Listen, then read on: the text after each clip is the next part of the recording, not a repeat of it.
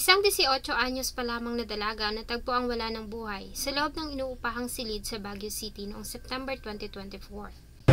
Pinatay sa brutal na paraan ang isang babaeng 18 taong gulang lang sa loob ng inuupahang bahay sa Baguio. Natagpuan ang katawan ng mga nag-aalala niyang kaibigan matapos na hindi ito sumupot sa pinapasukan ng 3 araw. Ang kaso ay nagdulot ng pangamba sa mga residente ng Baguio, lalo na nga at bata pa ang biktima. Ano ang nangyari kay Casey Gabriel Labayin at bakit kaya nito natamo ang karumal-dumal na kamatayan?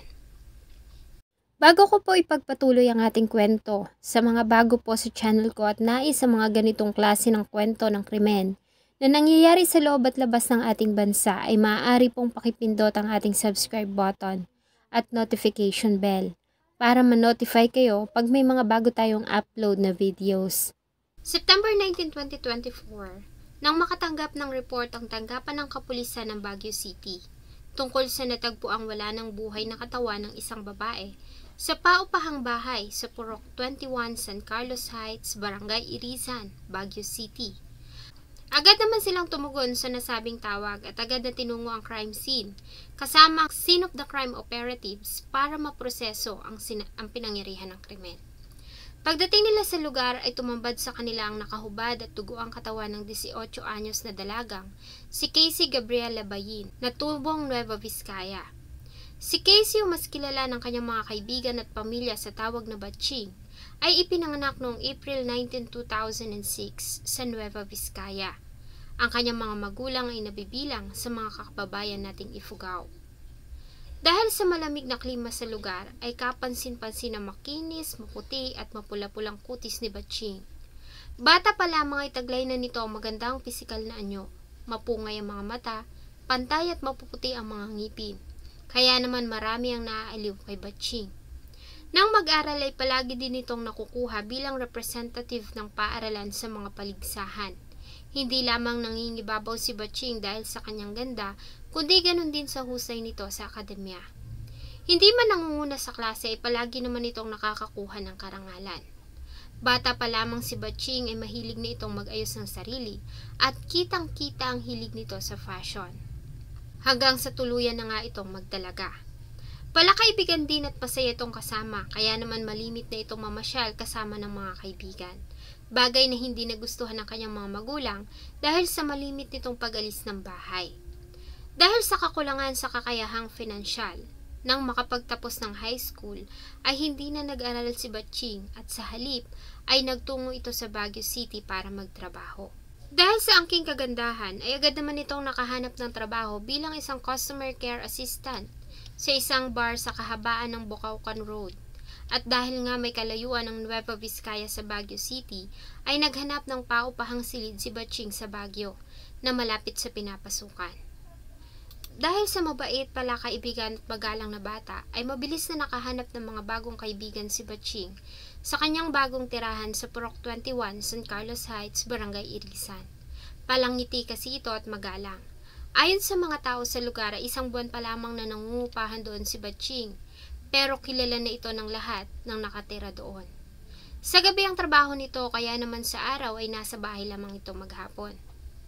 Ayon sa mga kaibigan, noong September 17, 2024, huli nilang nakausap si Batching na magpadala ito ng mensahe na hindi ito papasok dahil sa may inaasahan itong bisita, bagamat hindi nito sinabi kung sino. Matapos noon ay hindi na ito sumagot sa kanilang mga tawag at messages. Hindi ugali ni Batching ang hindi pagpasok sa trabaho, kung hindi man ay agad itong tumatawag o nagme-message sa mga kaibigan. Kaya naman nagtaka sila dahil magtatatlong araw na itong hindi pumapasok. At hindi rin ito sumasagot sa tawag at messages. Kaya nagdesisyon na sila na puntahan ito sa inuupahang kwarto noong September 19, 2024 ng hapon bago sila pumasok. Subalit ganun na lamang ang kanilang pagkagulat nang datnan nila ang kaibigan sa kalunos-lunos nitong kalagayan. Agad naman silang humingi ng tulong sa barangay na siyang agad namang tumawag sa mga pulis. Ayon sa mga kapitbahay ni Batching, ay huli nila itong nakita noong September 17, 2024 nang bumili ito sa tindahan. Pagkatapos noon ay hindi na nila ito nakitang lumabas ng bahay. Nagtaka din sila dahil sa ilang gabi nang hindi ito nagbubukas ng ilaw sa kanyang silid. Gayong iniiwan niya itong bukas sa tuwing papasok ito sa trabaho. Na siya nakita kasi twice po yan bumibili sa store.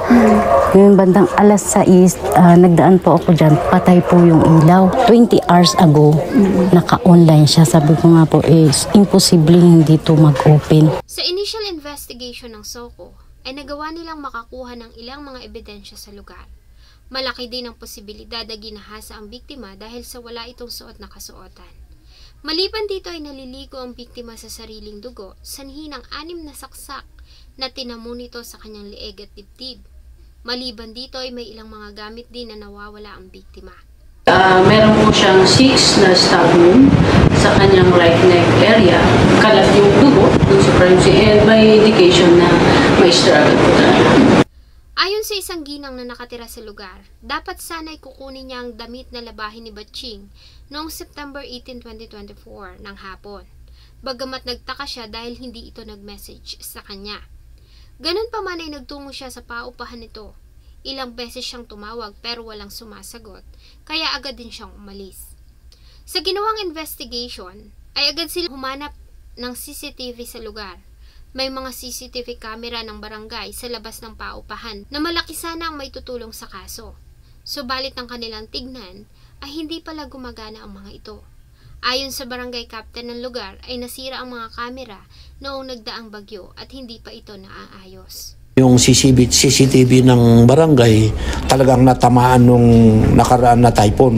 Gayunpaman, sa ginawa nilang backtracking sa social media account ng biktima, ayon sa mga pulis, ay kilala ng biktima ang suspect. Matapos na makakita sila ng palitan ng mga messages sa social media account ng dalaga at sa person of interest na hindi nila pinangalanan. Sa huling interview na inilabas ng Baguio City Police ay mayroon na silang person of interest. Ang pagkakakilanlan umano nito ay nalaman nila base sa ilang kuha ng CCTV camera malapit sa lugar at mga specimen na nakuha nila sa crime scene. Ganon din sa naging statement ng ilang mga saksi. Bagamat hindi naman nila ibinigay ang buong detalye dahil sa hindi pa umano tapos ang ginagawa nilang investigasyon. At kinukumpleto pa nila ang mga kailangang ebidensya para opisyal na itong sampahan ng kaukulang kaso. Meron na po tayong identify na persons of interest. Sa ngayon ay in-establish po natin yung link na pwedeng ma-edit natin para talagang sila masabi natin na suspect. Possible po talaga, kilala po niya itong suspect. Ang katawan ni Batching ay iniuwi na sa kanyang pamilya sa Nueva Vizcaya, na tumanggi naman na magbigay ng kanilang saloobin. Ganun pa man, ang mga kaibigan naman at nakakakilala kay Batching ay nagbigay ng kanilang reaksyon sa social media at labis silang nalungkot sa sinapit nito.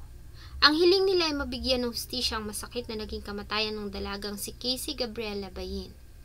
Sa kanyang social media post ay makikita mo pa rin ang magagandang ngiti sa labi ni Batching, bagay na hahanap-hanapin ng mga nagmamahal sa kanya. Sana ay tuluyan ng makamit ng pamilya ang hustisya at mahuli ang totoong may sala. Nawa ang kamatayan ni Batching ay hindi mapabilang sa mga patong-patong na kaso ng panggagahasa at pagpatay sa ating bansa na hanggang ngayon ay wala pa ring malinaw na resulta. At ang mga salarin ay malaya pa ring pagala-gala at ang nakakatakot pa ay maaari pa silang muling mambiktima. Sana po ay nagustuhan nyo ang isa na namang kwento na akin pong ibinahagi. Marami pong salamat sa inyong patuloy na pagtangkilik sa akin pong mga videos. Huwag nyo pong kalimutang mag-iwan ng inyong saloobin at suggestion sa atin pong comment section. Thank you so much po and see you in my next video.